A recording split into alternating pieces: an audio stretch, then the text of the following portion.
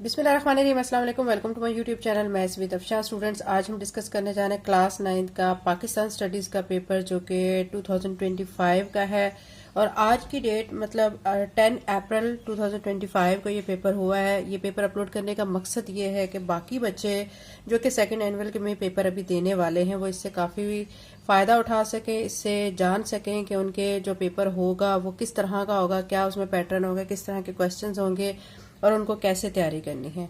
ठीक है, तो ये जो बच्चे 8 क्लास में हैं, जो 9th में है, उनके लिए भी पास्ट पेपर्स बहुत अहमियत के हामिल होते हैं। जब वो पेपर की तैयारी करते हैं तो पास्ट पेपर्स को अगर वो एक दफ़ा देख लेते हैं तो वो सारा पैटर्न समझ लेते हैं और उनको फिर पेपर के सोल्यूशन में कोई भी मुश्किल का सामना नहीं करना पड़ता। तो क्लास 9 का पाकिस्तान स्टडी का पेपर आज डिस्कस करेंगे। ये पेपर होता है टोटल 50 मार्क्स और 10 मार्क्स में इसके एमसीक्यूज होते हैं और फिर इसके बाद होता है सेक्शन बी और सेक्शन सी।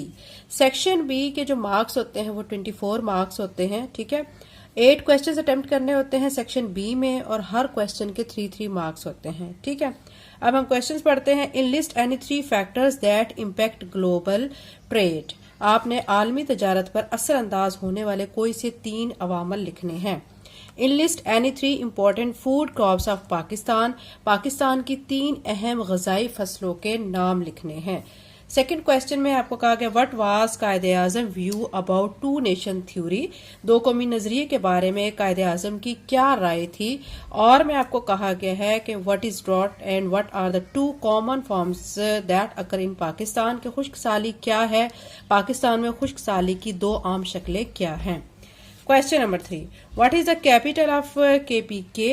राइट एनी 2 की फीचर ऑफ दिस सिटी। यानी जो केपीके है उसका कौन सा शहर जो है वो दारुल हुकूमत है, उसकी कोई सी 2 अहम खसूसियात भी आपने बतानी है। और में आपको कहा गया है write down any 3 advantages of irrigation system of Pakistan.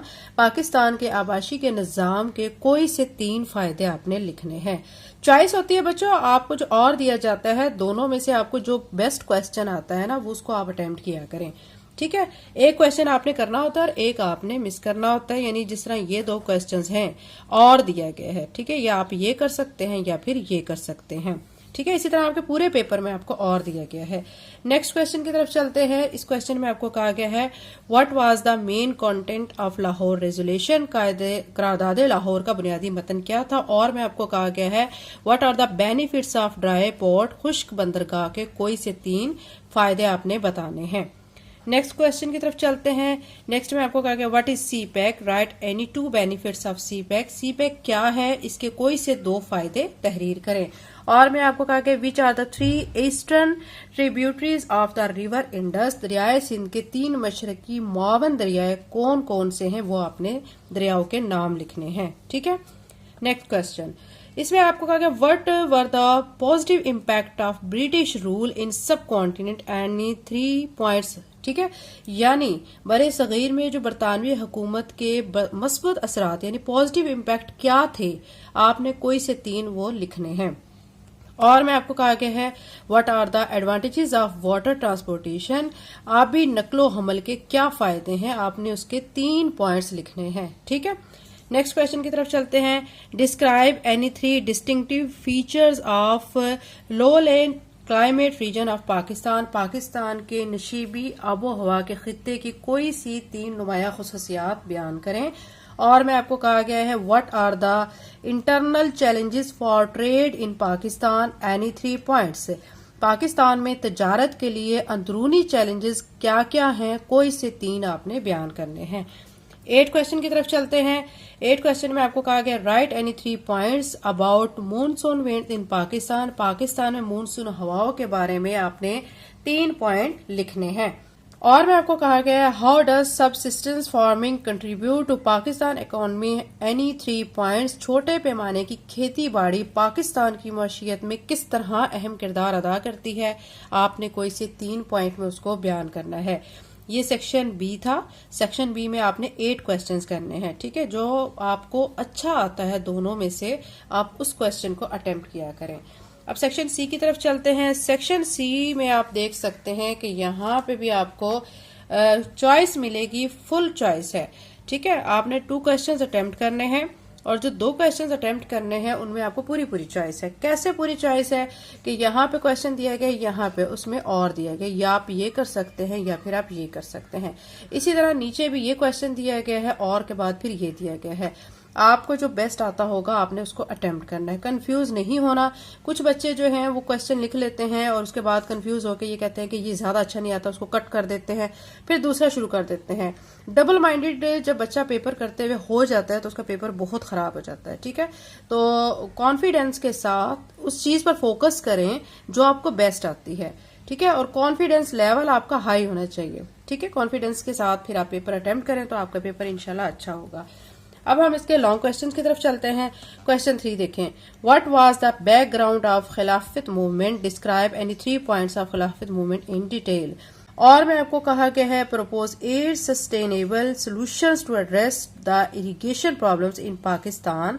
Pakistan में आबादी के मसाइल के लिए 8 मुस्तकिल हल तजवीज करें। ठीक है, यानी जो पाकिस्तान में आबादी का मसला है उसके मसले को हल करना चाहते हैं तो उसके लिए आपने 8 जो है पॉइंट शो करने हैं कि किस तरह उस मसले को हल किया जा सकता है। क्वेश्चन 4 की तरफ चलते हैं। क्वेश्चन नंबर 4 में कहा गया write in detail about the upper Indus and lower Indus plains of Pakistan mentioning 4 points for each. Pakistan के बलाई सिंध और जेरी सिंध के मैदानों के बारे में तफसील से लिखें और हर एक के लिए आपने 4 जो है वो नुकात बयान करने हैं। ठीक है, और मैं आपको कहा गया व्हाट इज माइग्रेशन, माइग्रेशन क्या है, explain any 3 push and any 3 pull factors involve in the internal migration of people. ठीक है, हिजरत क्या है, माइग्रेशन हिजरत को कहा जाता है ना, कि हिजरत क्या है, लोगों की अंदरूनी नकल मकानी में शामिल किसी भी 3 धकेलने और 3 खींचने वाले अवामल की वजाहत करें। ठीक है, यानी मतलब क्या है इस क्वेश्चन का, इस क्वेश्चन को पढ़ के आप कंफ्यूज नहीं होना। इसमें कहा गया है कि लोग जो है एक जगह से दूसरी जगह जाते क्यों हैं। ठीक है, अगर एक जगह को छोड़ रहे हैं तो उसकी क्या वजह है, और अगर एक किसी जगह पे जा रहे हैं यानी उसमें कौन से ऐसे अवामल है जिसकी तरफ वो खिंचते हुए उस जगह के पास जा रहे हैं। ठीक है, यानी अब जैसे एग्जाम्पल मैं आपको देती हूँ कि अगर देहात में लोग रहते हैं, वहां पे अच्छे स्कूल नहीं होते, अच्छे हॉस्पिटल्स नहीं होते, तफरीही मकामात नहीं होते, इस वजह से लोग जो हैं वो शहरों की तरफ ज्यादा रुख करते हैं। ठीक है, तो उनके जो अट्रैक्शन जो प्लेसेस हैं शहरों की कौन सी होंगी, अच्छे हॉस्पिटल्स, अच्छे स्कूल्स, तफरीही मकामात। तो ये इस तरह के पॉइंट आपने लिखने हैं। और गांव के फिर क्या हो जाएगा कि वहां पे जो है किस वजह से लोग उसको छोड़ रहे हैं। ठीक है, तो वो अवामल आपने लिखने हैं। उम्मीद करती हूँ आपको इस क्वेश्चन की बहुत अच्छी तरह से समझ आ गई होगी। ये पाक स्टडी का पेपर था बच्चों, जो कि क्लास 9 का था, जो कि मैंने आपसे डिस्कस किया है। क्लास 9 का नेशनल बुक फाउंडेशन का तमाम सिलेबस मैथ्स का मैं अपने चैनल पे अपलोड कर चुकी हूँ। कुछ एक्सरसाइजेज रहती हैं वो भी मैं साथ साथ अपलोड कर रही हूँ।